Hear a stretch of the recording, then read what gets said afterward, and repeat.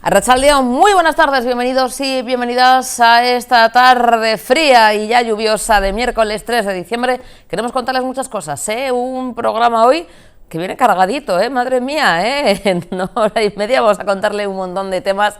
Vamos a tener también nuestras entrevistas, tanto a través de nuestro Zoom, a través también de manera presencial en plató. Así que nada, no se pierdan detalle, con mucha actualidad y preparando ya, calentando motores para las Navidades, como decimos, y también, por supuesto, no podía faltar nuestra sección Agur Fakes. Pero antes, el capítulo de la actualidad de sucesos, no tenemos imágenes, pero sí que lo comentamos siempre al inicio del programa. En este caso, dos avisos, dos noticias. La Policía Nacional ha detenido a 2 personas en Bilbao tras abandonar en el estado a 2 de sus hijos, dejándolos a cargo de los asuntos sociales. Los 2 progenitores fueron localizados gracias a la coordinación entre la Brigada de Extranjería y Fronteras de la Policía Nacional y la Red de Acogida y la Unidad de Menores de Extranjeros No Acompañados. La investigación revela un patrón previo. El hermano de la menor, hoy ya mayor de edad, también ha sido abandonado en idénticas circunstancias años atrás. Como os decimos, tras su llegada a Bilbao y encontrándose completamente sola y sin supervisión adulta, la menor acudió a los servicios sociales, que activaron los protocolos de protección, derivándola inmediatamente a un hogar de acogida y posteriormente a un centro tutelado por la autoridad competente. También, a finales de este mes de noviembre, los agentes del Grupo de Menar recibieron una nueva comunicación de la Unidad de Acogimiento Residencial del Servicio de Infancia en Desamparo, donde se les informaba de que la menor había recibido una visita inesperada de sus padres en el propio centro donde se encontraba acogida. Los agentes de la policía consiguieron confirmar que los progenitores tenían previsto abandonar el Estado español y regresar a su país de origen, y lograron interceptarlos y detenerlos en el aeropuerto de Loiu cuando se disponían a embarcar en un vuelo. Una vez recabada toda la información y lo correspondiente atestado, los detenidos se han pasado a disposición judicial ha puesto, eso sí, su puesta en libertad con cargos a tiempo de que, como decimos, se les hizo entrega de su hija. El abandono deliberado de hijos en territorio estatal para que sean asumidos por el sistema de protección constituye un fenómeno detectado además en los últimos tiempos y es conocido por los agentes ya de la propia policía gracias a investigaciones llevadas a cabo con anterioridad. La desprotección infantil en la que quedan estos menores, especialmente cuando afectan a niños de otros países sin referentes familiares, hacen imprescindible la colaboración entre las unidades policiales especializadas y servicios sociales. La Jefatura Superior del País Vasco reafirma su compromiso con la defensa de los derechos de la infancia y la protección de los menores en situación de vulnerabilidad. Y también, en este caso, más noticias. Intervenidos por la aduana del aeropuerto de Bilbao, 114 teléfonos móviles sin declaración aduanera destinados a su venta en Guinea. La actuación ha sido realizada por agentes de la Unidad de Análisis de Riesgo de la Aduana del aeropuerto de Loiu, compuesta por funcionarios de la AET y de la Guardia Civil durante un control de equipajes de un vuelo con destino final a Conakry, en Guinea, vía París. Se ha iniciado un procedimiento por infracción administrativa de contrabando y los más de 114 exactamente terminales valorados en más de 9.000 euros han quedado depositados a disposición de la autoridad aduanera. Y hoy, como decimos, es el Día Internacional del Euskera y el espacio El Cargunea, situado en el Palacio de Ajuria Enea, ha reunido a unas 200 personas bajo el lema Euskara Anigan, Sugan Gugan. Se ha hecho una invitación a la ciudadanía para que encienda la luz del euskera y elija hablar en euskera desde el deseo. Junto al lehendakari Manuel Pradales también ha estado presente en el acto la vicelehendakari primera y consejera de Cultura y Política Lingüística Ibone Bengoechea, además de consejeros y consejeras del Gobierno vasco.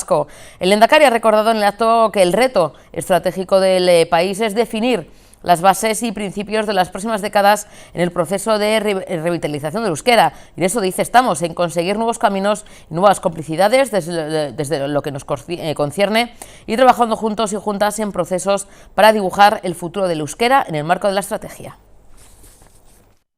Y hoy, en este día tan especial, quisiera compartir una pequeña anécdota que hace unos días me contaba una persona que lleva tiempos haciendo el esfuerzo y comprometida con el aprendizaje del euskera.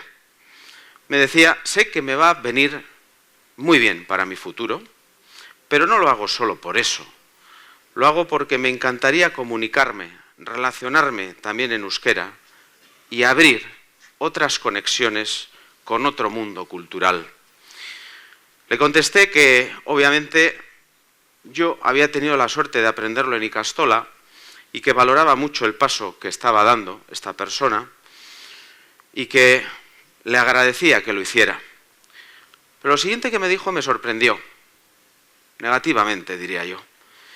Me dijo, igual tú sí lo valoras, pero acabo de estar en un pueblo donde la mayoría era euskaldún, hablaban en euskera, y ha habido alguna conversación en la que me he sentido incómoda, como si mi euskera no fuera lo suficientemente bueno. Debemos ser autocríticos también y entender todas las realidades, también esta última. Por eso hoy lanzamos un mensaje claro a la sociedad vasca. Valoramos a todas y cada una de aquellas personas que se acercan al euskera. Y no solo eso, lo celebramos como un éxito colectivo. Porque la comunidad del euskera debe ser siempre un espacio abierto, un espacio que acoge a quien se acerca. Nuestra casa tiene las puertas abiertas y hoy invitamos a todas y a todos a que las crucen, sean o no euskaldunes, sepan o no euskera, porque esta casa también es la suya. Y me quedo con una idea que destacaron investigadores en el seminario que hubo sobre el euskera y otras lenguas minorizadas en la Sorbona hace escasamente 15 días.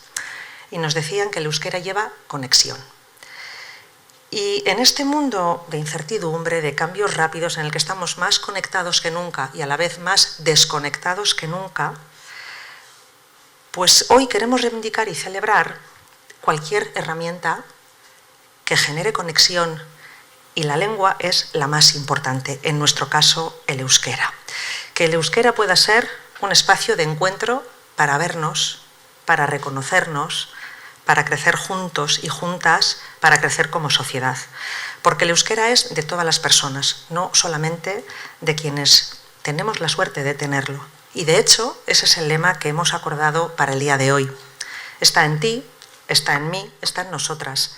Nigan dago, zugan dago, gugan dago. Eskerrik asko. Bueno, pues celebrando ese Día Internacional del Euskera, hoy 3 de diciembre. Y mañana jueves, a partir de las 6 de la tarde, en el Palacio Olaso en Trapagarán, una presentación a la que les queremos invitar, el día prometido de Iker Peña. Tenemos al otro lado a su autor. Iker, buenas tardes, Arratsaldeon. Muy buenas, ¿qué tal? Bueno, Iker, una curiosidad, porque yo soy de naturaleza curiosa. ¿Eres de Trápaga o eres baracaldes, Iker? Yo soy de Trápaga, sí. Yo de toda la vida he sido de Trápaga y actualmente sigo viviendo allí. Bueno, que está muy bien, por supuesto. Lo presentas entonces, presentación en el... No sé, tenía yo... Era la duda, que no sabía si tenía esa duda de si eras de Baracaldo. Bueno, margen izquierda, al poder, eso está claro. Iker, entonces presentación en el pueblo, ¿no? En tu casa. ¿Es la primera que haces de la novela? He hecho una antes en el instituto al que iba, al bachillerato, pero como tal, presentación a gente aquí del pueblo, sí, es la primera vez que la hago. Oye, Iker, ¿y hay nervios? ¿Es la primera, tu primera novela, tu primer libro? Como decimos, ya has hecho otra presentación, pero en este caso, ¿no? Esta gran puesta de largo, ¿es tu primera obra? Sí, es la primera que publico, no es la primera que escribo, pero... es la que con la que me he conformado para publicarla. Bueno, ¿y cómo ha sido el proceso, Iker, el haber escrito, ¿no? Pues más cosas, ¿no? Igual desde chiqui y ahora mismo ver publicada ya, ¿no? Esta novela ha sido un proceso complicado, ¿no? Porque con todo lo que se trata de creatividad, ¿no? Y de publicar, siempre decimos, ¿no? Que es complicado, pero en tu caso, Iker, ¿cómo ha sido llegar hasta este momento? Pues como tal, desde que yo era muy pequeño me ha gustado escribir, siempre me ha gustado leer, escribir, todo el mundo de la lectura en general. Y hace un par de años comencé a escribir este libro y decidí que, era lo suficientemente bueno como para publicarlo, así que contacté con un escritor también de aquí de Trápaga y él me ayudó un poquito con todo, con el principio, ¿no? De la publicación, y a partir de ahí ya fui explorando yo solo y fue bastante sencillo. Un poco largo, pero sencillo. Bueno, y el Día Prometido, este universo, ¿no? Capitaneado por Mark y Mia, estos dos hermanos que, bueno, pues terminan viviendo en ese orfanato. Hay esa promesa, uno se queda atrás, una se queda atrás, tampoco queremos desvelar mucho. Iker, ¿cómo surge esta historia? No sé si, bueno, pues totalmente imaginado, o cómo ha sido un poquito el tema creativo bueno, pues en este caso de esta novela. Totalmente imaginado, como dices, vamos. En un principio lo que pensé fue el pasado de uno de los personajes secundarios, pero finalmente acabó eso derivando en toda la historia. Pero claro, cuando tenemos el folio en blanco, Iker, toda esa imaginación, ¿no? Ese mundo ¿no? Imaginado, ¿no? De estos dos hermanos, no sé si algo, no sé, que dices, bueno, bueno, está, por cierto, situada en la actualidad, o cuando hablamos, porque bueno, a día de hoy ya no se llama orfanatos, ¿no? Tal cual con ese nombre, pero bueno, sí que siguen viendo, bueno, pues centros de acogida y demás. ¿La época es actual o echas un poquito la vista atrás, Iker? Es más bien actual, la época. Sí, está bastante más inspirado en la realidad, pese a eso de los orfanatos, centros de acogida. Al final es la forma de llamarlo. Iker, ¿cómo lo definiremos? Una novela, o sea, es decir, además de conocer, ¿no?, a los personajes, bueno, pues situaciones que viven complicadas, bueno, no sé si, tampoco podemos decir de aventuras, no sé en qué género podremos englobar El Día Prometido. Sí, tal cual de aventuras. Ah. Es una novela de aventuras, más o menos. Bueno, más o menos, sí, totalmente de aventuras sería yo. Y más juvenil antes que cualquier otra cosa.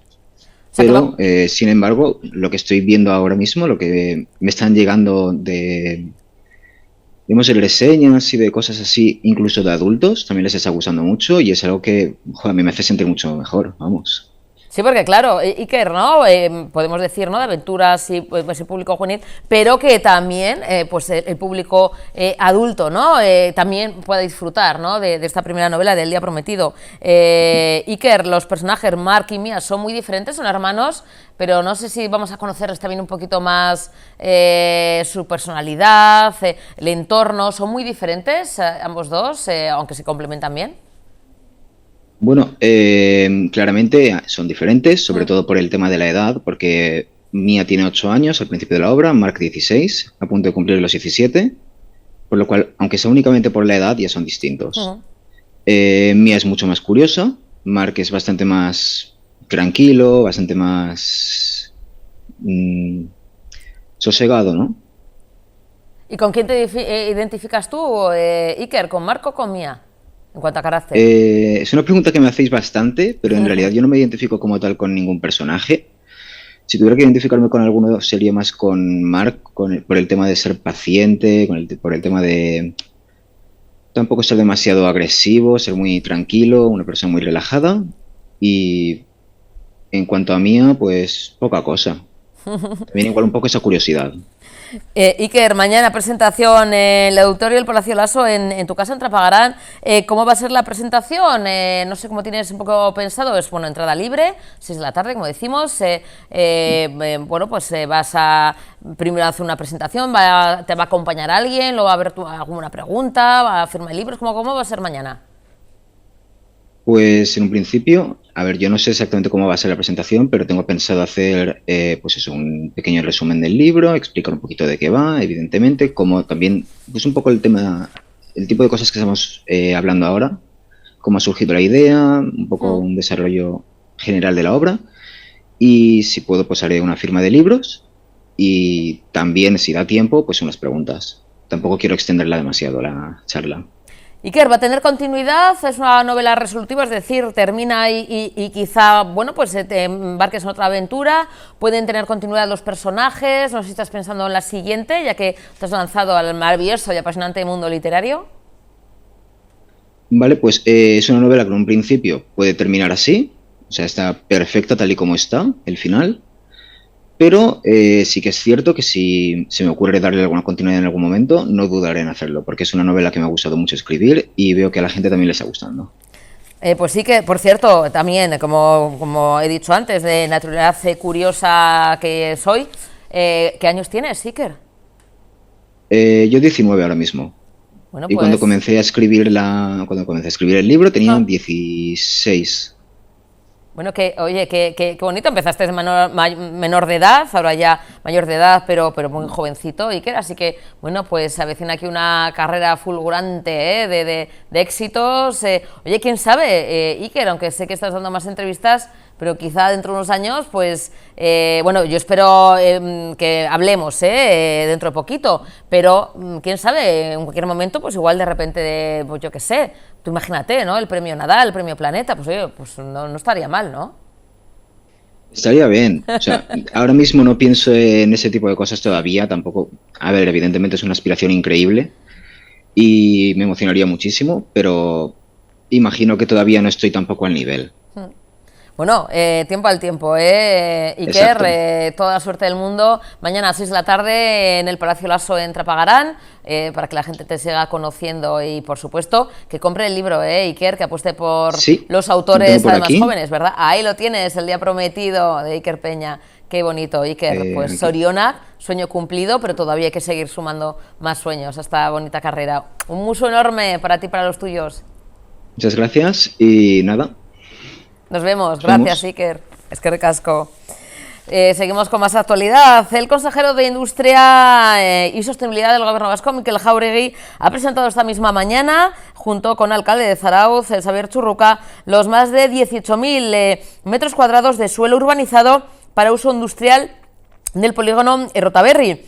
Tras un largo proceso de gestión, el Ejecutivo vasco, a través de la sociedad pública Sprilur, ha dado por finalizadas las obras de urbanización de este polígono industrial tras una inversión que supera los 13 millones de euros. De las obras llevadas a cabo han surgido 20 nuevas parcelas de uso industrial, de las cuales 13 son de promoción pública. El Ayuntamiento de Zarautz y la Diputación Foral de Guipúzcoa han colaborado en el proyecto de urbanización con una subvención que supera el 1,5 millones de euros. Una visita, aprovechando, en la que el consejero Jáuregui ha destacado la excelente colaboración con el alcalde de la localidad en el desarrollo de este proyecto, así como su buena disposición y apoyo. Desde el Gobierno vasco quieren avanzar con la reserva de un suelo industrial que dicen que es clave para el crecimiento de la industria y para promover la atracción de nueva industria, tanto mediante la regeneración de suelos como de nuevos desarrollos de espacios existentes. Como zarauztarra y consejero de Industria, pues es un día muy especial para mí.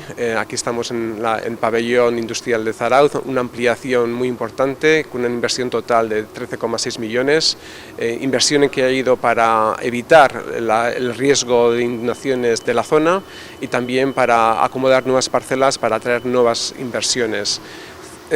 Zarautz siempre ha tenido una historia industrial que le damos continuación hoy con el presente y también para inversiones a futuro. Estamos muy contentos con la colaboración que ha existido con la alcaldía y también con el municipio de Zarautz, y yo creo que este tipo de colaboración es la que nos da el compromiso para hacer más industria, mejor industria y menos emisiones en Euskadi.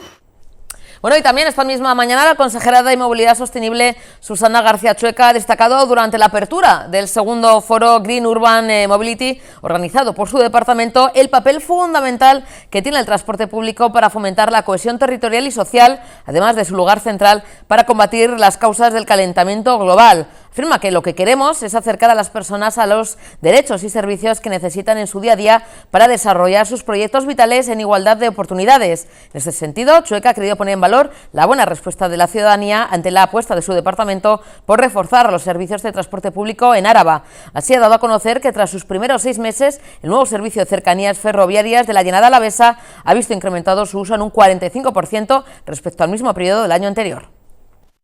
Un territorio histórico en el que desde hace 6 meses, además de Alavabús, disponemos de un servicio de tren de cercanía en la Llanada Alavesa, donde en noviembre hemos registrado ya 27.496 viajes, con los que sumamos un total de 141.111 en los primeros 6 meses de andadura del servicio, con un incremento de más del 45% respecto a los mismos meses del año anterior.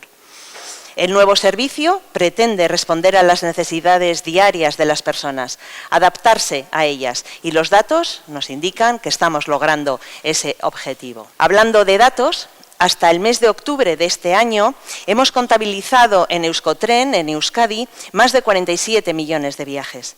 Y son cifras de récord, propiciadas en su gran mayoría por el tren y el tranvía, medios con mucho pasado en Euskadi y que auguran un gran futuro. Sin ir más lejos, en las próximas semanas vamos a licitar las obras de construcción del primer tramo de la ampliación del tranvía de Vitoria-Gasteiz al barrio de Zabalgana, Alcaldesa. Otro paso decisivo más hacia la ampliación más ambiciosa hasta la fecha, de más de 6 kilómetros y 11 nuevas paradas, que acercará el tranvía al barrio más joven y poblado de la ciudad. Bueno, hoy nos vamos a Bilbao porque la soprano Vanessa Goicoechea y el pianista Rubén Fernández Aguirre han presentado esta misma mañana junto con el alcate Juan María Burto el disco Frühling con el ciclo de canciones bueno, pues en homenaje a Andrés Isasi. Ve la luz este proyecto discográfico que incluye canciones que el compositor bilbaíno Andrés Isasi compuso durante sus estudios en Berlín entre los años 1909 y 1914 sobre poemas del autor alemán Heinrich Heine. Hay que destacar la ardua y minuciosa labor realizada por el músico y compositor Carlos Imaz para reconstruir la partitura original de la obra de Isasi. El disco incluye las 14 canciones que forman el ciclo de Isasi, a las que se suman otras 10 composiciones de autores no alemanes que se sintieron atraídos por la poesía de Heine. Mañana jueves, Goicoechea y Fernández Aguirre presentarán este disco en directo con una actuación en la Sociedad Filarmónica de Bilbao a partir de las 7:30 de la tarde. Nos hemos reunido hoy en el Teatro Arriaga para presentar un proyecto que resulta muy especial, que nos permite recordar a un gran talento musical de nuestra villa de Bilbao, ni más ni menos que al bilbaíno Andrés Isasi. Y qué mejor que hacerlo aquí, en este Teatro Arriaga, muy cerquita del lugar tan emblemático donde él nació, ¿no? Cerca de donde el propio Isasi nació hace 135 años, en 1890, en pleno corazón de nuestra villa, en el Arenal.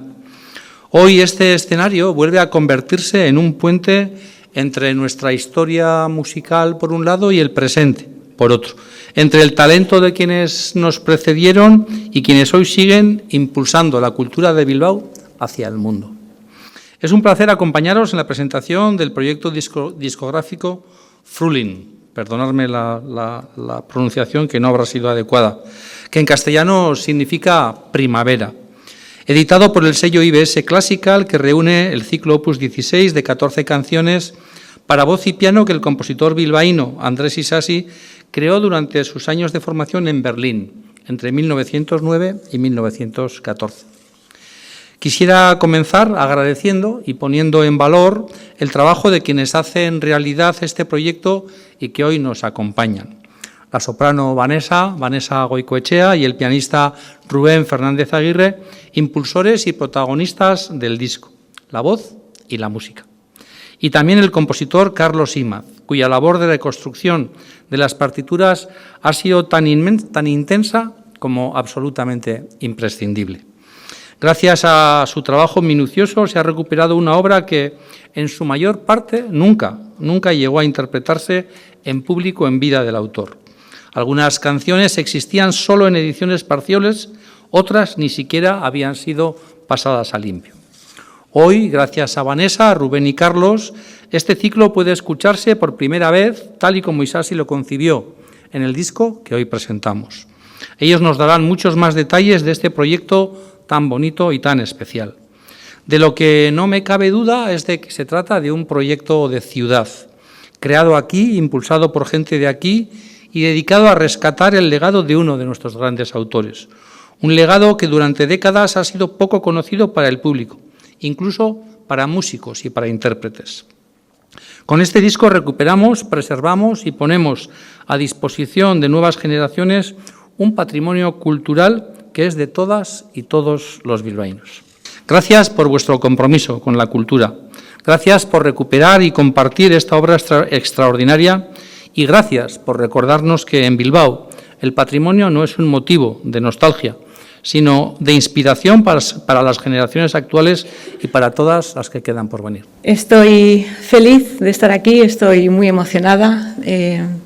digamos que para mí es un momento clave en mi carrera, ¿no? En donde es mi primer disco en solitario. El viaje que Isasi nos ha hecho tanto a Rubén como a mí creo que ha sido uno de los momentos más especiales. Una música maravillosa junto con los textos de Heine y bueno, pues agradecer, ¿no? Sobre todo a todas las instituciones que han podido hacer que esto sea una realidad. Hacer también hincapié en que como Rubén y yo como artistas, ¿no? Pues uno de nuestros labores es sacar y mantener, ¿no? Nuestra cultura vasca y hacer que todo el mundo pueda disfrutar de esta música y poner a Isasi en el sitio que corresponde, porque era un grandísimo compositor. Desde hace 30 años yo conozco las canciones de Isasi y bueno, siempre me llamaron muchísimo la atención. Como ha dicho el alcalde, no son canciones ni es música que sea realmente muy conocida ni por los propios músicos e intérpretes, y sin duda una de las labores fundamentales de este disco es poner a Isasi encima de la mesa y que las futuras generaciones lo conozcan. Para eso tenemos el disco y tenemos la edición crítica que a continuación explicará Carlos Imaz. Como decía, yo conocí hace 30 años las canciones de Isasi, estuve estudiando en el extranjero, en Viena, en Múnich, viví en Sevilla, viví en Valencia. 10 años después ya le empecé a dar la brasa a Mariela sobre las partituras de Isasi, porque los manuscritos estaban en la Escuela de Música, algunos los tenía el tenor Javier de Solaún, que fue un poco el que cuidaba las partituras de Isasi, y bueno, siempre había querido sacar a la luz como intérprete y como defensor del patrimonio de nuestra ciudad estas canciones. Fue pasando el tiempo y después de la pandemia se dio las circunstancias para poder llevar a cabo este proyecto. Como inmediatamente después de mí iba a hablar Carlos, quiero dejar muy claro que la función de un músico no es solo ganarse la vida, hacer conciertos, sino también defender el patrimonio, como decía. Pero ese patrimonio no es posible defenderlo solamente trabajando con los manuscritos de un compositor, porque trabajar sobre los manuscritos, escrito a mano todo, es muy complicado. En estas partituras de Isasi había que tomar decisiones incluso musicales para poder hacer esta música y sacarla adelante, y de ahí la labor fundamental de Carlos en todo este proceso, con la ayuda del Teatro Arriaga. Hay unas coincidencias en la vida de Isasi con esta casa y con esta ciudad que son realmente increíbles. Cuando el Teatro Arriaga en 1886 se reconstruye, sabemos que antes había otro teatro que estaba un poquito más delante que este, que no dejaba airear Bidebarrieta, que era una calle fundamental, tuvieron que echarlo un poquito más atrás. En esa promotora que hace realidad este teatro estaban como accionistas los dos abuelos de Isasi. E incluso el padre de Isasi, que falleció cuando Isasi tenía 12 años, fue secretario de esa promotora que sacó adelante este teatro. O sea que imagínense ustedes la vinculación de la familia Isasi con este teatro. Este teatro se inaugura el 31 de mayo de 1890 con la Gioconda de Ponchielli, y 4 meses y medio después, ahí enfrente, como ha dicho el alcalde, en la Viuda de Palza, nace Andrés Isasi el mismo año 1890, casualidades de la vida. La familia Isasi fue muy importante en esta villa, como digo, vinculada a este teatro, vinculada a la Sociedad Filarmónica. Sus abuelos, su padre, estuvieron muy vinculados a la Sociedad Filarmónica. Isasi imagino que jugaría aquí, en el Arenal, porque nació en Viuda de Palza y vivió en Bidebarrieta con su abuelo cuando se quedó huérfano. O sea que es muy emocionante hablar de Isasi en este teatro. Y bueno, pues llegar a esta realidad que es el disco y que es la edición crítica, pues creo que era una obligación nuestra.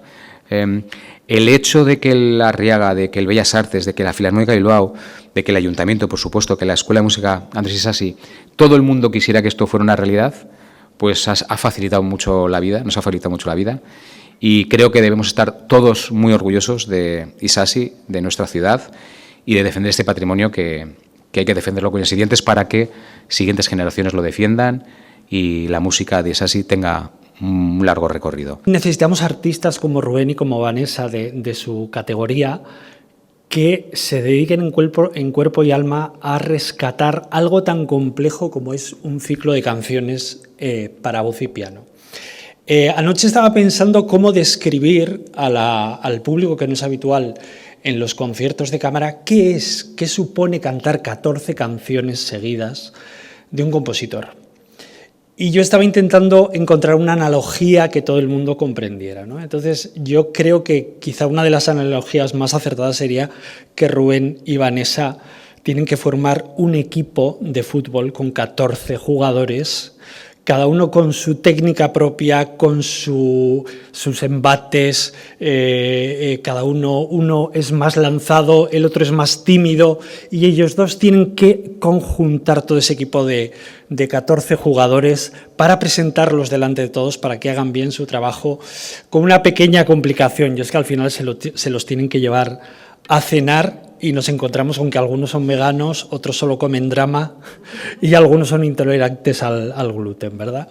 Entonces, de verdad, lo que han hecho ellos no tiene precio, porque una cosa es rescatar las partituras de Isasi, ir a los manuscritos. Sí que es verdad que su cuñado Ignacio Lascuaga había pasado a limpio varias canciones y ha sido de gran ayuda, pero sí que es verdad que en parte por el carácter muy especial de Isasi como músico, Isasi realizó muchísimas versiones de cada una de las canciones. Entonces mi trabajo ha sido intentar ajustarnos lo más posible a esa versión original que él hace, que él compuso en Berlín y que él, en cuanto vuelve aquí a Bilbao por la Primera Guerra Mundial, pues da a conocer o intenta dar a conocer en el Teatro Arriaga y en otros teatros de la Villa de Bilbao. Me gustaría dar las gracias a Mario Lerena por las notas al programa, que son fantásticas, que están incluidas en el disco, a Ivonne Zamácola, que ha hecho la semblanza autobiográfica de la edición en papel, a Begoña Laca, que ha traducido a Heine, porque una cosa que me pidieron Rubén y Vanessa para el concierto de estreno fue que yo recitara los poemas traducidos al castellano, rimados en castellano. Begoña Laca ha hecho una versión en euskera fantástica, o sea, escuchar Heine en euskera, no puedo decir que es mejor que en alemán, porque no sería traicionar a Heine, pero sí que es verdad que créanme que Begoña Laca ha hecho un trabajo en euskera que Heine suena maravilloso.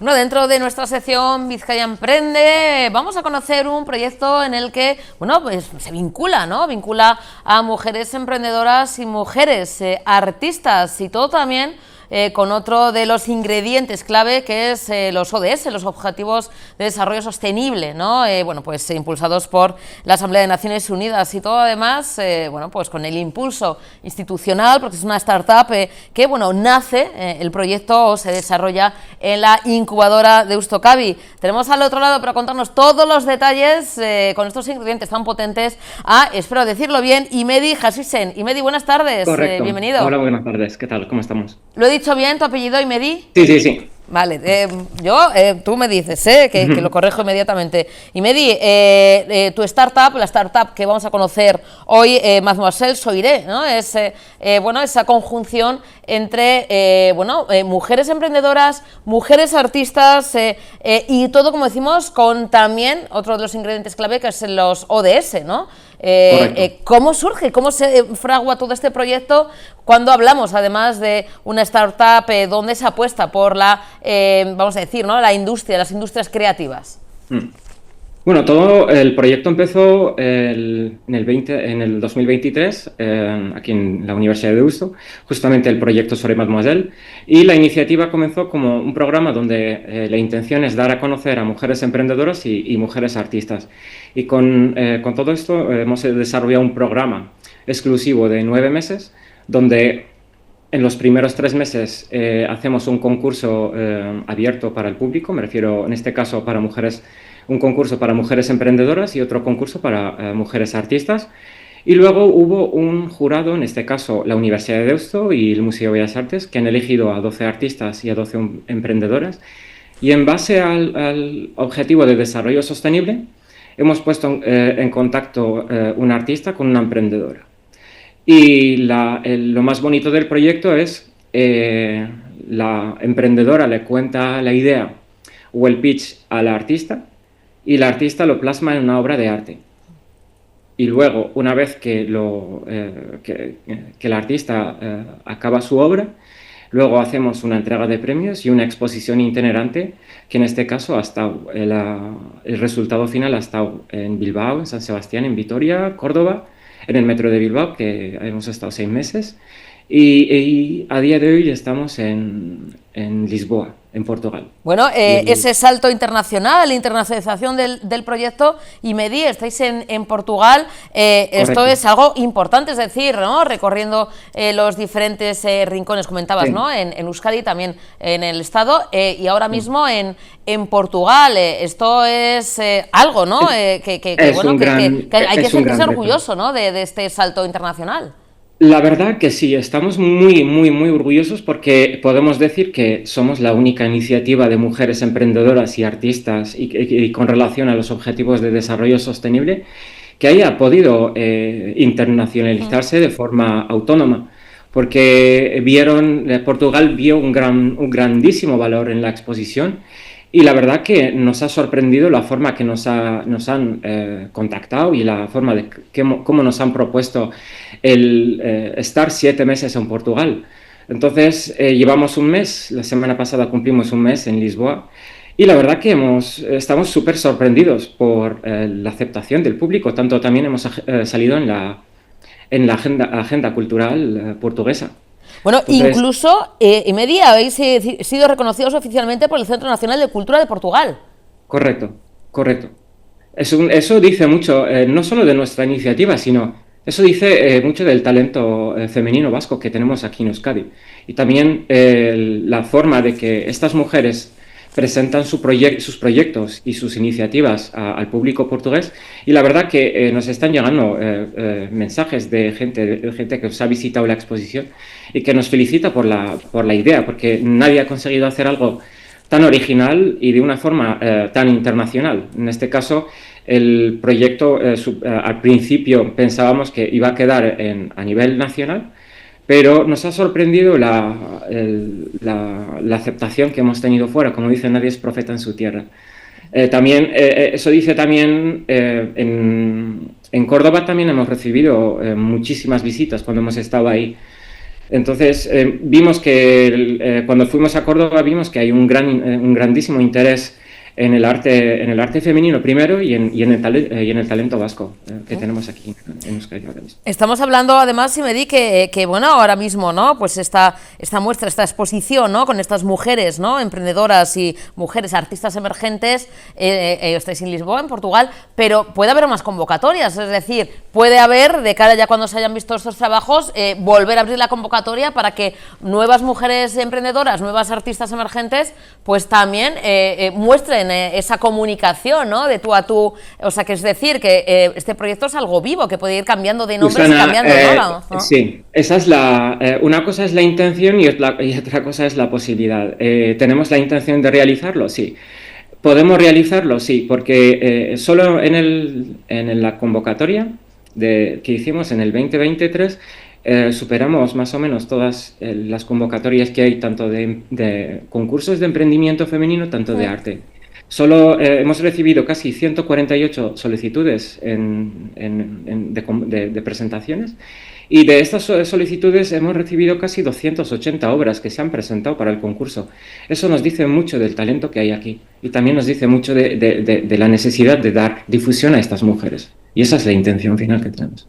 Imedi, nos podemos hacer una idea, ¿no? Artistas, artistas emergentes, bueno, podemos hacer una idea, cada una plasmando, ¿no? A su modo de ver, ¿no?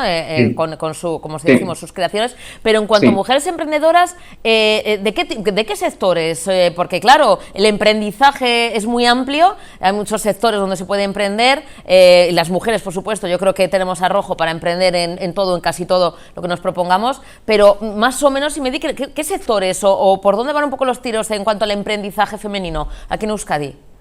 Pues la verdad, sinceramente, te sorprenderías, porque al principio, cuando decíamos mujeres emprendedoras, Nos abrimos a muchas categorías, pero realmente nos han sorprendido los proyectos que tenemos. Tenemos proyectos de mujeres con IA y salud, tenemos moda, tenemos cosmética, tenemos inteligencia artificial y todas son mujeres, realmente, y todas con sus startups y sus proyectos. Tenemos casi 12 proyectos de liderados por mujeres y cada uno, la verdad que son proyectos muy potentes, que pocas veces los vas a ver juntos y el objetivo es en Soirée Mademoiselle, te sorprendes cuando ves tanto talento en un solo sitio. Esa es la idea, es el impacto final que pretendemos dar.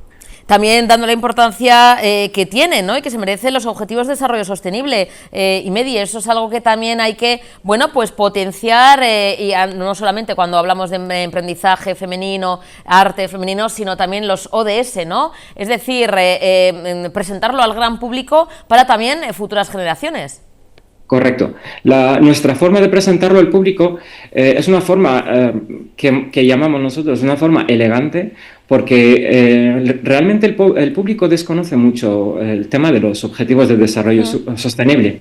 Entonces, nuestra forma de acercarlo al público es en ese formato de poner en contacto, en relación artista y emprendedora en base a un objetivo de desarrollo sostenible. Es decir, que cada obra representada en nuestra exposición está relacionada a un objetivo en concreto. Por ejemplo, tenemos igualdad, tenemos medicina, tenemos casi 7 ODS representados en toda la exposición, y la idea final es que el público también se pueda hacerse la pregunta de ¿qué quiere decir este objetivo de desarrollo sostenible? O ¿qué es un objetivo de desarrollo sostenible? Porque mucha gente aún desconoce lo que es, y mucha gente también se está dejando llevar por, pues como decimos, los negacionistas que hay en las redes sociales. Y Medi, después de Portugal, volveréis a nuestro territorio. ¿Cuáles son un poquito los planes a corto, medio, largo plazo para el proyecto? Pues justamente ayer, nos han contactado ahora mismo de otro país europeo bastante lejano, pero no podemos de momento mover nada hasta que se acabe la exposición en Oporto, que acabará el 31 de mayo, y a partir de ahí ya tendremos, lo anunciaremos. También pretendemos también trabajar en una nueva edición el próximo año, que espero que podamos anunciarlo y publicarlo lo más pronto posible. Claro, que lo contéis aquí en Tele7 y Medi. Entonces podemos decir, así como titular, un cachito del emprendizaje del arte femenino vasco está conquistando Europa, ¿no? Literalmente, sí. Sí, porque de momento no existe nada similar. Actualmente en Portugal, en Lisboa, justamente hemos revisado todas las exposiciones que hay. La verdad que nuestra exposición ahora mismo está como en el punto de mira por su originalidad, y al mismo tiempo porque es una exposición 100% creada por mujeres. Entonces, eso es muy difícil de ver en el mundo de arte y el mundo del emprendimiento. Entonces, nuestra iniciativa lo junta todo en un solo sitio y encima es gratis. Yo animo a la gente, bueno, que nos está viendo, si van a Lisboa, la verdad que merece la pena pasar y verla, y la verdad que uno siente orgullo sabiendo que hay una embajada vasca de arte y emprendimiento femenino en Lisboa durante todo este tiempo. Claro que sí, exportando talento vasco. Y Medi, muchísimas gracias por atendernos. Muchísimas Volvemos a hablar gracias, para próximas convocatorias. Por supuesto, muchísimas gracias por vuestro tiempo. Gracias, hasta luego. Un besito, gracias, Medi.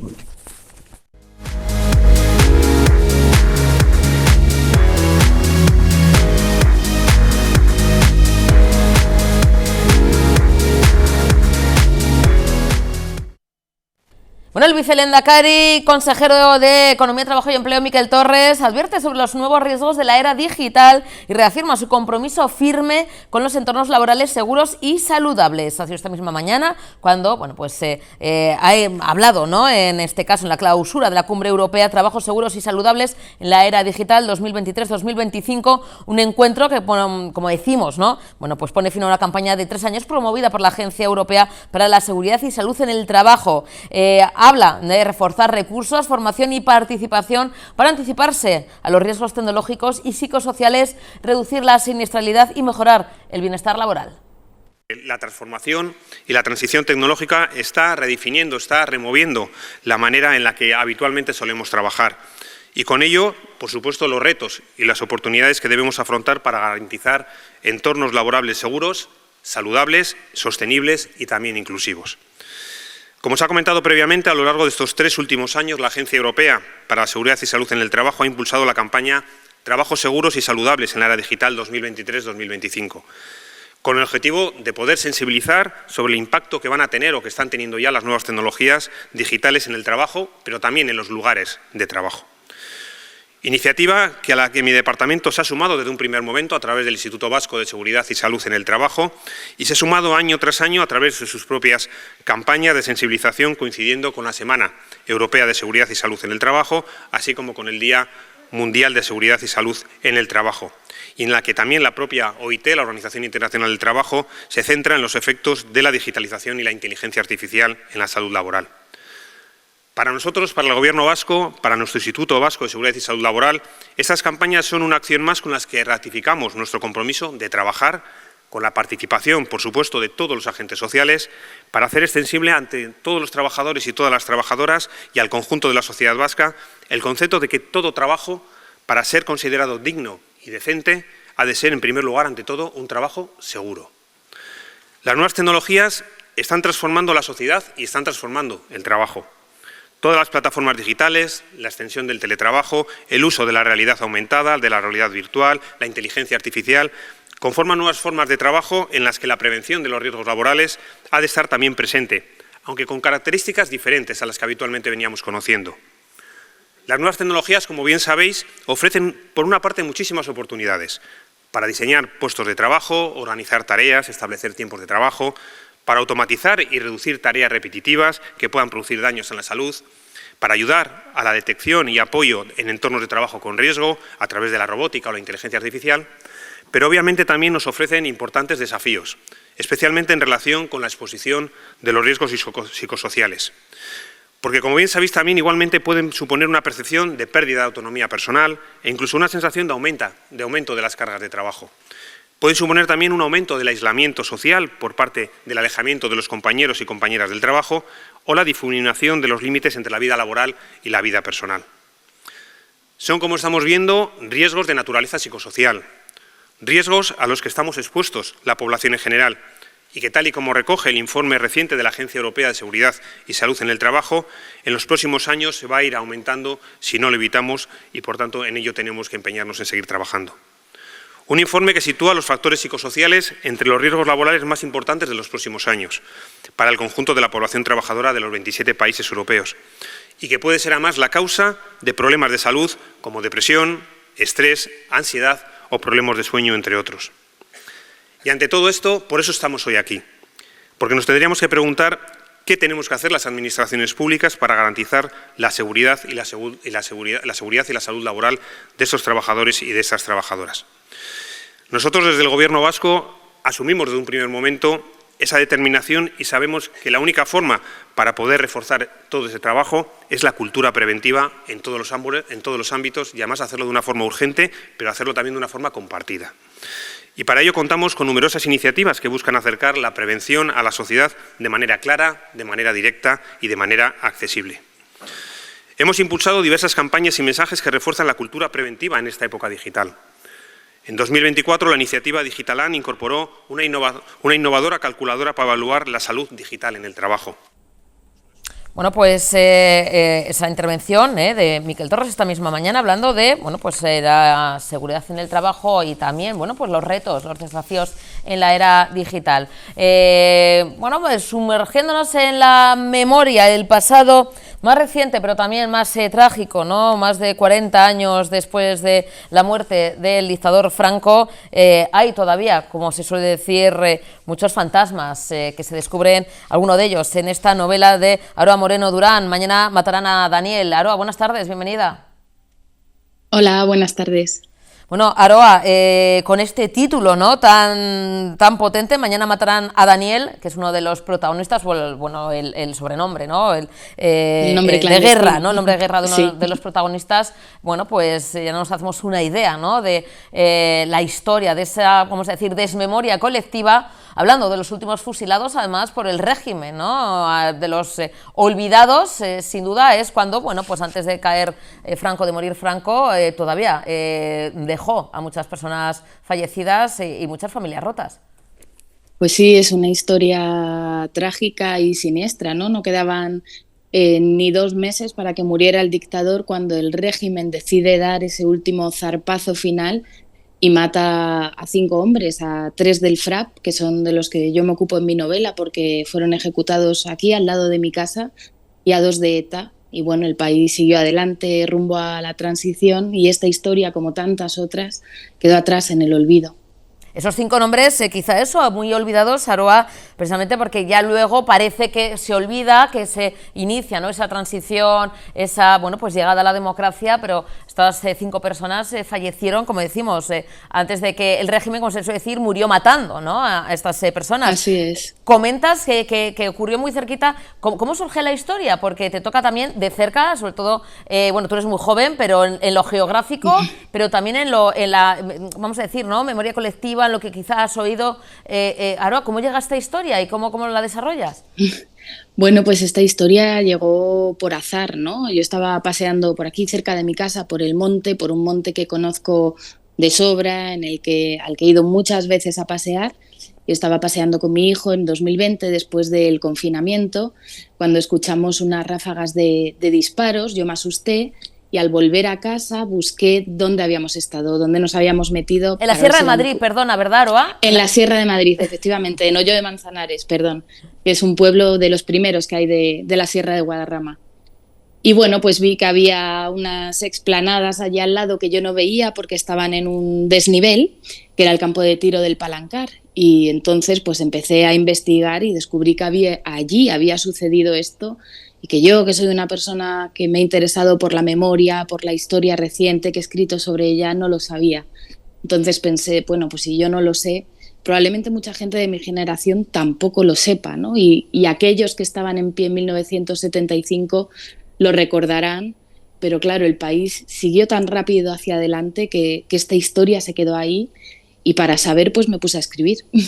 Fíjate, Aroa, unos jóvenes, bueno, pues el nombre, ¿no?, de guerra de José Humberto Baena, de Daniel, de, como decimos, Hidalgo y de Pito, bueno, unos jóvenes que, entre comillas, su único delito es tener antecedentes, bueno, reivindicar y protestar una situación, ¿no?, que todos querían denunciar, pero que se silenciaba, y les acusan de, además, matar a un policía y a un guardia civil sin juicio legal y de forma precipitada. Es decir, ni siquiera tuvieron la decencia de juzgarles sin pruebas, pero bueno, por tener antecedentes y estar en movimientos juveniles, estudiantiles y demás, se les condena a muerte, como decimos, sin derecho a la defensa.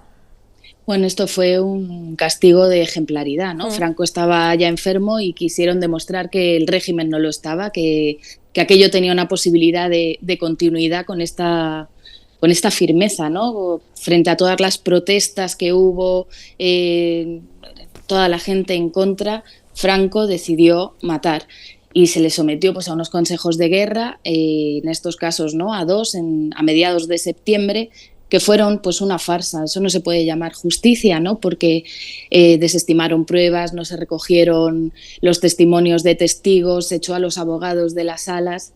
Entonces, bueno, yo creo que el tiempo se les ha vuelto en contra, porque aquellos juicios, ¿no?, que orquestaron como un teatro dictatorial, pues hoy no nos podemos fiar de ellos, con lo cual aquellas condenas pues fueron un error. Aroa, ¿cómo ha sido sumergirte también en la información, la poca o escasa que no hubo sobre estas ejecuciones? No sé si también incluso para ti, ¿no?, ha sido un reto, pero también algo en lo que se has ido descubriendo también, ¿no?, lo que se ha podido un poquito, lo que cuentas también en la novela. Sí, yo en la novela voy contando por una parte de 1972 a 1975, me ha ayudado de la ficción para poner en pie, ¿no?, a estos 3 hombres, y por otra parte voy contando todo lo que me sucede a mí mientras busco lo que les sucede a ellos. Y ha sido meterme en un túnel muy oscuro, muy difícil, muy solitario, ¿no? Se me han cerrado muchas puertas, no ha habido acceso a los archivos 50 años después, se acaban de abrir ahora en septiembre, pero yo para escribir tuve que buscarlos por otras partes.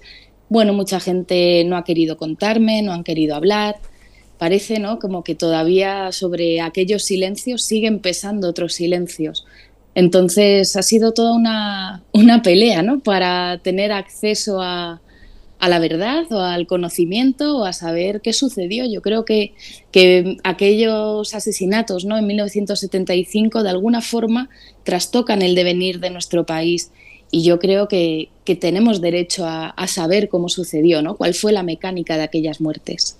Aroa, podemos decir, ¿no?, y hablabas antes, ¿no?, que fue también dando un paseo, ¿no?, con tu hijo. ¿Puede ser un legado también para las nuevas generaciones? Es decir, que no vuelva a ocurrir este horror, ¿no?, este sinsentido de ejecutar a personas si ya es un sinsentido, ya es una injusticia el matar, quitar la vida a otra persona por muchas barbaridades que haya hecho. Para eso está la cárcel y demás, pero es una manera en que, bueno, no que hagan el olvido todo esto que pasó, no se vuelva a repetir, no vuelva a haber, ¿no?, estos odios, y que muchas veces incluso, ¿no?, acaban con la vida de las personas por tener ideales diferentes, que es lo que vemos ahora también que está pasando, esos mensajes de odio.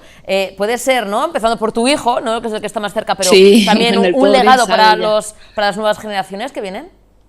Yo creo que sí, que saber siempre lo que sucedió ayuda a tener pensamiento crítico, ¿no? Y ahora que vemos que hay pues casi una ola reaccionaria global, saber el peligro que suponía pensar diferente, tener, pues, no sé, estar en desacuerdo, expresarse y tantas cosas, te podía llevar a la cárcel, a torturas, a la muerte. Sí me parece muy importante saber, y me parece importante preguntar a los que estaban antes, ¿no?, que nos cuenten también, que han pasado mucho tiempo. Yo quiero recoger esos relatos, ¿no?, de todos, y transmitírselo a los que vengan después. Es, para mí, ¿no?, es espeluznante, y me da cierto escalofrío que haya jóvenes reivindicando el franquismo, la dictadura, pero también pienso que no podemos enfocarle solo a ellos, ¿no?, sino a los 50 años que han pasado desde entonces, en los que ha habido pues mucho silencio político y también mucho silencio en la educación. No sé, somos generaciones ya, ¿no?, de personas a los que no se nos ha contado bien la dictadura. Fíjate que tenemos todavía como el pensamiento de que la dictadura, cuando acabó, no era tan dura, ¿no? Y sin embargo termina ejecutando personas.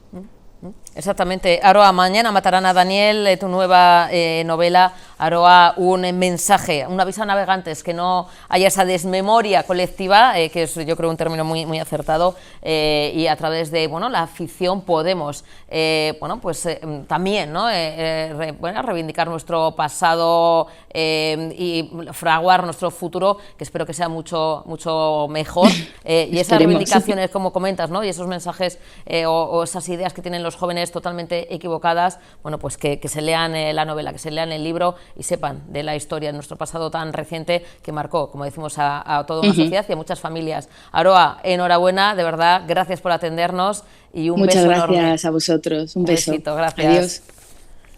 Bueno, seguimos con más actualidad. El Departamento de Economía, Trabajo y Empleo inicia una campaña para acercar la inspección de trabajo a las personas empleadas más vulnerables. El buzón del fraude laboral de la Inspección de Trabajo de Euskadi ha detectado este año 11 infracciones y ha solicitado 30 requerimientos tras actuar en más de 110 ocasiones.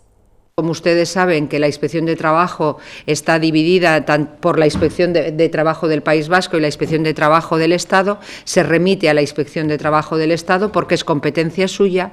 Y la segunda de los temas que más aparece denunciado es, cómo no, el registro horario o la falta de registro horario o el exceso de horas trabajadas, o también llamadas horas extraordinarias. Como ustedes saben, ese es también uno de los asuntos que más habitualmente aparece en las actuaciones de la Inspección de Trabajo, pero sobre todo también, y es digno de mención, es el asunto que más requerimientos e infracciones provoca con relación al número de actuaciones realizadas.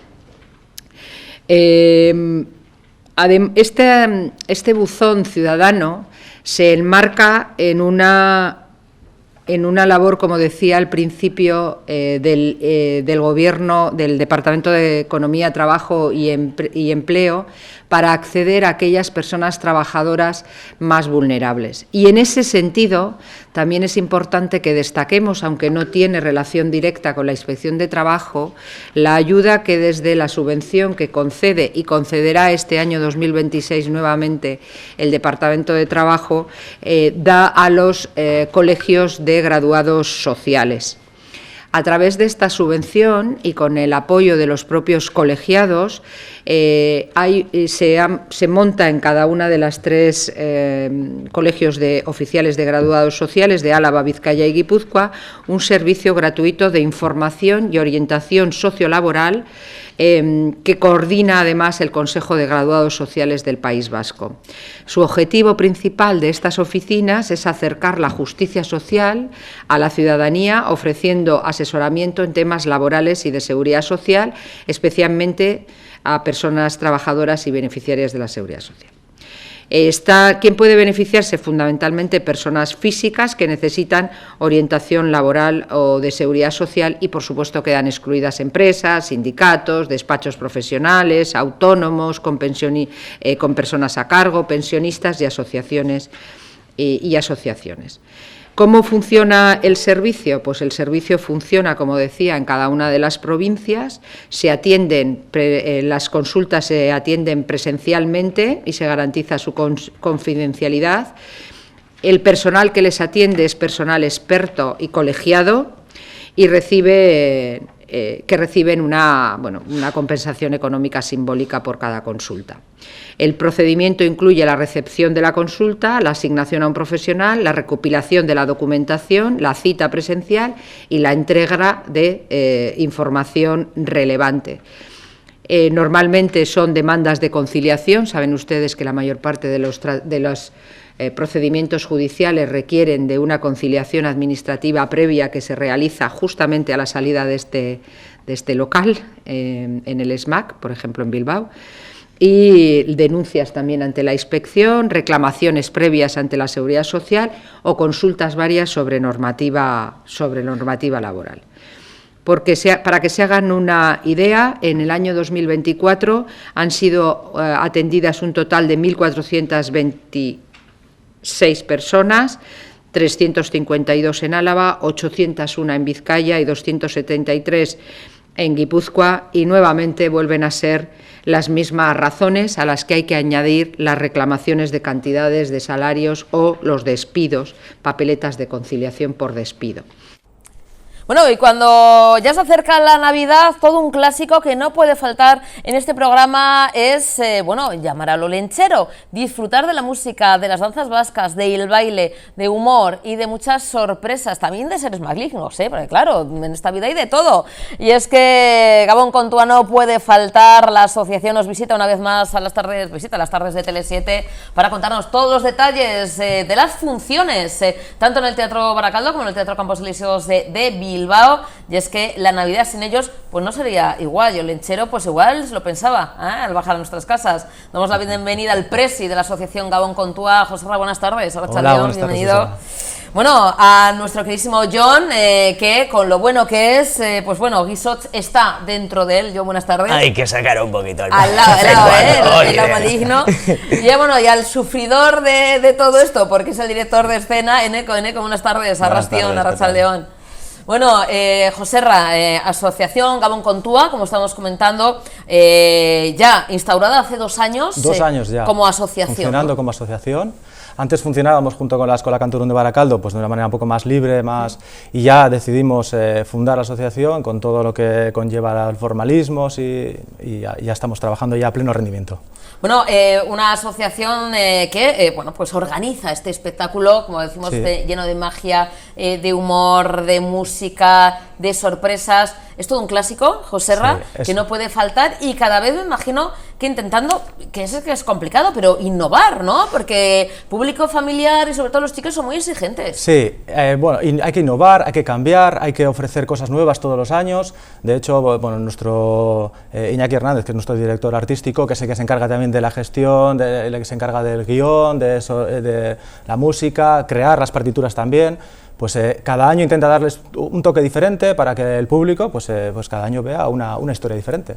Este año la historia, no va a faltar, porque hay de todo. Hay el cuento de Navidad, por supuesto, coros, hay danzas vascas, ballet, hay de todo. Sí. O sea, es un espectáculo súper completo. Sí, es muy completo porque explica lo que es la Navidad desde un punto de vista tradicional, desde un punto de vista pues lo que era Belén, lo que era María Jesús con el niño y tal, los Reyes Magos, como una estrella de Oriente tras los Reyes Magos está todas nuestras casas, pero luego hay una segunda historia por ahí entremezclada, ¿no? Donde tenemos buenos, tenemos malos, tenemos gachagorris, tenemos unos personajes que animan toda la función, que cada año pues esa historia es diferente, cada año pues nuestro director artístico se encarga de darle un toque personal y diferente y es lo que gusta a la gente. De hecho, hoy hemos traído a nuestro John Codina, a nuestro guisoch particular, y ahí lo tenemos. Para servirles, siempre, para servirles o antiservirles. Oye, es el lado, vamos a decir, un poquito malvado, y eso que John, como decimos, es muy buena gente, pero John, ahí te transformas y cualquier cosa puede pasar, porque tu personaje es impredecible. Ahí está, básicamente es como el punto de quiebre del tradicionalismo. A mí me gusta verlo como una especie del Übermensch de Nietzsche, del superhombre, el hombre que quiere imponer sus valores por encima de todos los valores establecidos por la sociedad, y él sabe que tiene razón y quiere ser el que vaya a partir el bacalao este nuevo año. Quiere acabar con la Navidad. Pero claro. Oye, sería un poco el Grinch vasco. Básicamente. ¿No? Guisots, es decir, ¿no? Porque la Grinch, odia la Navidad, ¿no? Intenta fastidiarla y robar los regalos y todo. Guisots es así un poco el Grinch con Euskal Herria. Sí, básicamente el tema de compartir el espíritu navideño, las fiestas, la danza, lo odia, él no lo entiende, no lo comprende dentro de su ser. Y claro, pues él entiende que lo que él defiende, que es la supremacía de su punto de vista, tiene que estar por encima de todo. Él es el amo, lo sabe y quiere que todo el mundo lo sepa, pero claro, es así, de Barrabás, y las cosas le salen como le salen. Sí. Bueno, hay que combatir a Guisots, ahí estaremos, la música, la ilusión, el baile, la magia, eso es. todo para intentar amargarle a él, ¿no? Sus planes. A él y a sus secuaces, también tiene unos cuantos secuaces, sí. En Eco, y en toda esta vorágine de fantasía, magia, maldad y demás, cómo se sobrelleva, ¿no? Como director de escena, el tener, porque son más de 100 artistas sobre el escenario. Sí, es complicado, pero es estimulante también, ¿eh? Lo que me pasa a mí con tú es que yo hago un acto de fe, porque yo lo veo todo desde fuera, como ha dicho Iñaki, idea todo lo que tal, y yo empiezo, tú sales de aquí, tú desde qué, tú te mueves, tú esto aquí, ahora esto. Luego lo tengo que ver desde fuera, nunca lo he visto desde adelante, entonces yo hago un acto de fe, confío mucho en todos ellos. Pero vamos, que a mí siempre me han dicho que todo el mundo que lo ve es precioso, así que esperemos que este año también. Sí, este año, hemos decidido dentro de la asociación y la junta directiva, elegimos un poco quién va a ser el beneficiario, cada año pues elegimos, ¿no? Va cambiando, cada año va cambiando. Lo único, el año pasado lo hicimos para la Cuadrilla del Hospi, este año hemos decidido repetir con la Cuadrilla del Hospi porque nos presentaron un proyecto que nos pareció muy interesante, que es un gimnasio, que quieren hacer allí cerca del Hospital de Cruces y necesitaban dinero porque al final las máquinas que utilizan son caras, son muy especiales y dijimos, venga, pues lo estuvimos evaluando y tal dentro de la junta directiva y este año va dedicado a la Cuadrilla del Hospi y para ese proyecto en concreto. Todo lo que se recaude de la venta de entradas, que por cierto sale hoy. Bueno, no solamente venta de entradas, tenemos venta de entradas. Que también, eso sí que me gustaría comentar para que la gente sepa un poquito también nuestra manera, ¿no? de recaudar y para luego poder donar a esta asociación, ¿no? Tenemos diferentes maneras. Una es la venta de entradas, que es la propia, la que conoce todo el mundo. Tenemos luego, dentro de los teatros, tenemos una fila cero. ¿Vale? La fila cero, para que la gente pueda usarla si le interesa, es que la gente compra una butaca, la cual no tiene por qué usar físicamente, no tiene por qué ir al teatro y usarla. Entonces, ¿qué pasa? Que la gente, si quiere participar, ¿no? dentro de todo esto, pues se puede comprar 1, 2, 3, todas las que quiera, filas cero. Porque va a aportar ese dinero, claro, para va a aportar ese dinero, aunque luego no claro, pueda ir, nosotros lo vamos luego ya a gestionar y se lo vamos a entregar, pues en este caso la Cuadrilla del Hospi, pero puede comprar todas las filas cero que quiera y no va a ocupar espacio, porque nos ha ocurrido un año que la gente tiene interés por participar, luego no ocupaba el espacio y sí que es verdad, pues ahí se queda ese espacio libre y bueno, pues al final siempre motiva más que el patio de butacas esté lleno de gente que, pues, ¿no? que quiera estar allí. Esa es una de las maneras. También me gustaría animar a la gente, si quieren participar también con la asociación, siendo socio. asociándose. Nosotros tenemos pues una cuota anual, que son 20 euros, donde tú te haces socio, y además cada año tenemos una asamblea donde ese socio puede ir a la asamblea y dar su opinión. O sea, puede participar activamente de la asociación. Entonces, bueno, es una manera que está ahí, no es una cantidad demasiado grande ni demasiado pequeña, bueno, es una cosa que a nosotros nos ayuda y es un dinero que nos entra a nosotros de forma regular y nos ayuda mucho en nuestros presupuestos y en el presupuesto del año que viene, o sea, un poco para mantener también esa continuidad del teatro, de la asociación. Sí, pero claro, todo es esto otra manera. Conlleva un sí, es una estructura y muy los grande. beneficios van a la cuadrilla. Claro, es una estructura muy grande. Hay un montón de artistas, hay que preparar todo, Sí. escenografía, vestuario. Sí, hay una serie de gastos hay- que están asociados y luego también son gastos que mejoran el espectáculo. Nosotros el año pasado hicimos un esfuerzo económico importante para el tema de la escenografía, por ejemplo. Ya tenemos ahí eso invertido. Este año le vamos a sacar partido también, ya lo tenemos invertido, pero bueno, el dinero al final siempre necesitamos para mejorar y eso siempre va a favor del espectáculo. En cuanto a los artistas, más de 100, hablamos de 170, casi 200 Sí, artistas sí, sobre el sí. escenario, y diferentes disciplinas, hablamos de ballet, danzas vascas, hay coros, ¿no? En ECO hay, Sí, o sí, sea, es sí. decir, que bueno, todo evidentemente, ¿no? Con ese hilo conductor que son nuestras navidades, Sí. pero todo ello con, como decimos, el reto de ver, bueno, de que no dejar a la gente sin aliento, ¿no? Casi sin Sí, lugar claro, a pensar. y como dices, es un reto real porque claro, cada uno aquí tiene su vida, intentar cuadrarlo de todos nos cuesta lo suyo, buscar horarios, buscar cuándo podemos quedar para ensayar, hoy que pueden estos, hoy estos otros. ¿Hay Y gente luego- de todas edades en ECO, más o menos? Sí, artistas? de hecho, mira, los coros que comentabas hay de 3 edades, o sea, hay los gastes que llamamos, los coronagusi y los otros chiquis, que son más Ajá. niños tal, las de ballet también son jovencitas, luego hay un poco más mayores, los de danza son también de edades variadas, o sea, es todo mezclado y es lo que te digo, intentar cuadrarlo de todos, pero bueno, como todos estamos con ilusión y con ganas, pues todo sale. Hombre, es que el cuento de Navidad no puede faltar en nuestras Navidades. En Baracaldo, Teatro Baracaldo, el 20 de diciembre, Teatro Campos, el 21 en Bilbao. Sí, así John, es. algo que se pregunta mucho la gente, ¿va a bajar lo lenchero? O sea, tu presencia que impone, que seguramente... Hombre, se supone que pero si ponemos ilusión y ganas, ¿va a bajar lo lenchero? ¿Va a Yo creo que acercarse sí. al Teatro Baracaldo? No creo que deje a Guisoch hacerse con todo No. el Vale, berenjenal vale. ahí. Además, bueno, para que venga hay que llamarle y para llamarle... Sí, vale, hay que hacer un himno, ¿no? tenemos un himno mágico que cantamos ahí todos juntos, se lo enseñamos también a la gente para que la gente participe, lo cantamos y si lo cantamos con mucha fuerza y con mucho ánimo, pues muy probable que Olenchero venga. Qué Acompañado además de Mari Domingui también. Hombre, no puede faltar, no le Entonces, deja ni a sonar no, sombra, no, ¿eh? no, le tiene que deja venir, Olenchero, claro. Mari Domingui y vamos. Y bueno, también te digo que una fiesta, cada vez que entra, una fiesta, es espectacular. Sí, sí. 2 sesiones en el Teatro Baracaldo, ¿a qué horas, Joserra? Pues mira, te voy a decir, a las 5 y a las 7:30, Teatro Baracaldo, sábado 20, domingo 21, Teatro Campos Elíseos, para no confundirme, a las 6:30. Pues que nadie se lo pierda, el Que cuento nadie de se lo pierda, Navidad, sí. con muchas sorpresas, mucha magia, y Sot, pues no sabemos si hará Un las intento suyas. de golpe de Estado, Un pero... intento de golpe de Estado, bueno, Lo va a intentar. para A ver si el sale resto bien. para chafarte los planes, pero lo va a intentar, va a intentar. poner todo Siempre, de siempre. su parte.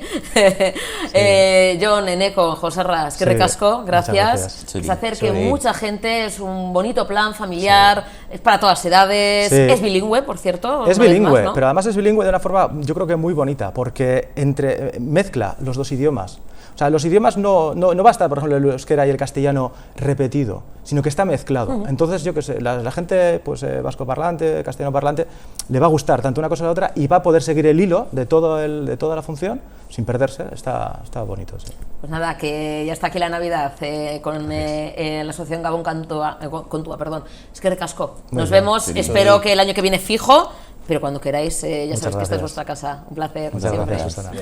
Por el Departamento de Cultura y Política Lingüística.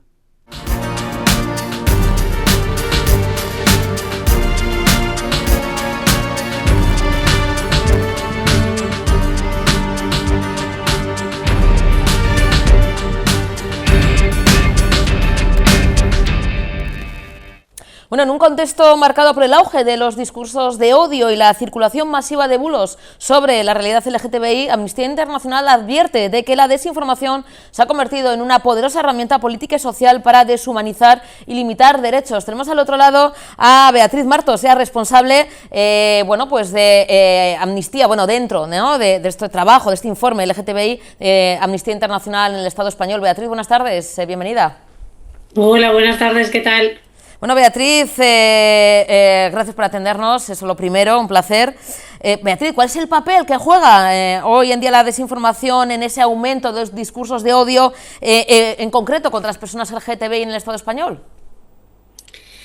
Pues lamentablemente, como comentabas, la desinformación, los discursos de odio, los bulos hacia la población migrante o hacia la población LGTBIQ+, han aumentado considerablemente con graves consecuencias hacia las personas LGTBI, desde problemas de salud mental hasta tener que dejar las redes sociales, que no olvidemos que es un espacio de participación política y también es una red social donde conoces y donde te comunicas con otras personas, hasta sentir miedo por tu propia seguridad física, porque se revelan datos personales o porque circulan noticias tremendamente dañinas y que son falsas, y por supuesto también graves daños psicológicos e incluso económicos, en el sentido de que muchas personas afectadas tienen que, debido a problemas de salud mental, se ven obligadas a dejar sus trabajos. Fíjate, Beatriz, ¿hasta qué punto las redes sociales y sus algoritmos están facilitando la difusión de estas narrativas, de estos mensajes de odio, de esta desinformación, de estas fakes, ¿no?, que afectan al colectivo LGTBIQ+, y sobre todo, a veces a los grupos dentro del colectivo más vulnerables, como son las personas trans o también incluso los menores LGTBIQ+?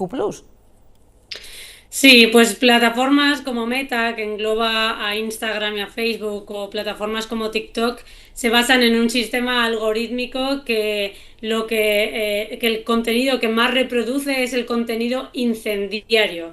Ese contenido incendiario es usualmente el que provoca más likes, más compartidos, más comentarios, y por tanto se propaga muy rápidamente. Esto hace que discursos agresivos, violentos e incluso bulos y desinformación se propaguen a una gran velocidad, que además se han paralizado todos los esfuerzos que estaban poniendo la plataforma Meta o TikTok para moderar o retirar este tipo de contenido, con lo cual, si ya teníamos estos problemas cuando existían moderadores y cuando había una voluntad, aunque sea pequeña, de moderar este contenido, ahora, desde las últimas decisiones de Elon Musk, por ejemplo, en Meta, de retirar a los moderadores y que sean los propios usuarios y usuarias los que moderen, nos hemos encontrado con que este tipo de contenido se propaga aún más rápidamente y los daños son aún más graves. Beatriz, contenido desinformador, bulos, noticias fakes que afectan al colectivo y que, hay de todo tipo, incluso utilizando inteligencia artificial, ¿no? Vídeos o imágenes manipuladas para, ir contra el colectivo, ¿no? Se me ocurre, por ejemplo, situar banderas LGTBI en lugares donde no ondean esas banderas, noticias, no sé cuál te viene a la mente, Beatriz, incluso el tema del cambio de género, que era un procedimiento que se hacía en un solo día, es también un bulo que no es real. Es decir, hay de todo tipo, ¿no? Sí, nos encontramos con diversos bulos e imágenes falsas, ¿no?, creadas con inteligencia artificial, las deepfakes. La que tú comentabas era la de que una imagen de que la sede de Naciones Unidas estaba rodeada de banderas LGTBIQ+. Bueno, eso era falso, era la sede de Rockefeller.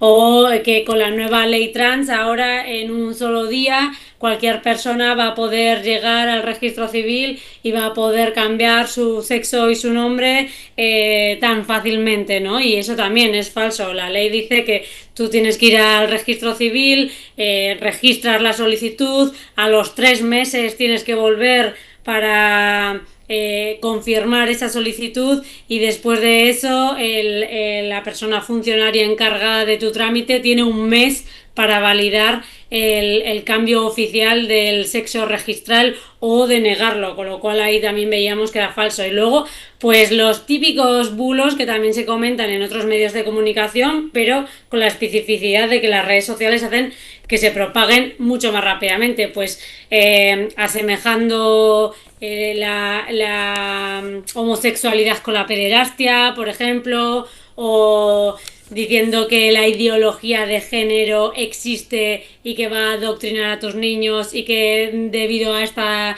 ideología de género los niños ahora salen homosexuales, cuando la realidad es que no existe una ideología de género. Lo que estamos propugnando es por una educación sexual integral que eduque desde temprana edad y acorde a cada edad del infante en derechos humanos y en el respeto a las diversas orientaciones sexuales e identidades de género, y también el respeto hacia la sexualidad y hacia el cuerpo, tanto tuyo como de la otra persona, ¿no? Que está demostrado además que esto reduce considerablemente tanto el bullying contra las personas LGTBIQ+, que es muy alto en la comunidad educativa, lamentablemente, y que incluso lleva muchas veces al suicidio y a las autolesiones, que previene el embarazo no deseado, por supuesto, que previene las enfermedades e infecciones de transmisión sexual y que previene además los abusos sexuales. O sea, que estamos hablando de educación sexual integral, que es un derecho humano. Beatriz, esta desinformación, ¿cómo influye también en el clima político actual que vemos cómo están, ¿no? Saliendo cada vez más estos partidos de ultraderecha, pero sobre todo en la percepción social también? ¿Podemos hablar de retroceso? Es decir, derechos que ya ¿no? dábamos por hecho que estaban adquiridos, ¿no? Y que, en pleno 2025 ya habíamos conseguido consolidar estos derechos. ¿Hay ese cierto retroceso por toda esta, mare magnum, ¿no? Este caldo de cultivo, ¿no? de los bulos en redes sociales? A ver, a nivel estatal hemos conquistado varios derechos que ahora mismo sí que es verdad que en algunas comunidades autónomas están en peligro. Lo hemos visto en la Comunidad de Madrid, con la mayoría absoluta del Partido Popular haciendo modificaciones de las leyes autonómicas LGTBIQ+, que luego fueron impugnadas en el Tribunal Constitucional por el Defensor del Pueblo y por la oposición. Lo hemos visto en la Comunidad Valenciana, como Vox hizo esta propuesta y puso e influyó en que el Partido Popular aprobara estos retrocesos en las leyes autonómicas LGTBIQ+. Hemos visto intentos en Extremadura, hemos visto intentos en La Rioja que por suerte se han desestimado, pero como dices, son derechos conquistados que nadie nos asegura que los vayamos a tener siempre, porque hemos visto retrocesos y ahora han sido desestimados en La Rioja y en Extremadura, pero puede ser que en siguientes legislaturas sean finalmente aprobados. Con lo cual tenemos que seguir organizándonos, tenemos que seguir luchando y tenemos que seguir ejerciendo presión para que ninguno de estos bulos cale tanto en la sociedad como para que se aprueben retrocesos en derechos que ha resultado tan difícil conquistar. Pues Beatriz, muchísimas gracias, de verdad. Volveremos a contactar porque la verdad es que ha sido una conexión muy productiva, la verdad es que nos ha encantado hablar contigo y aviso a navegantes, como solemos decir, que no haya ese retroceso en los derechos que tanto ha costado conseguir, tantos años, décadas, siglos diríamos, ¿no? de defensa de los derechos de las personas LGTBIQ+, para ahora tirarlo todo por la borda. Así que Beatriz, volveremos a hablar sin duda. Gracias de verdad por entrar en Agur Fakes. Un beso enorme. Gracias a ustedes. Un besito, Agur. Gracias.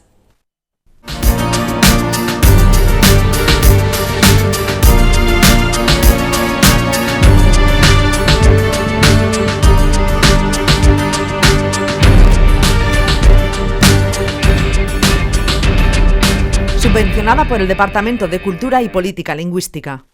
No tenemos tiempo para más, nos despedimos. Mañana volveremos con más información y más actualidad en las tardes del 7 a Virarte. Agur.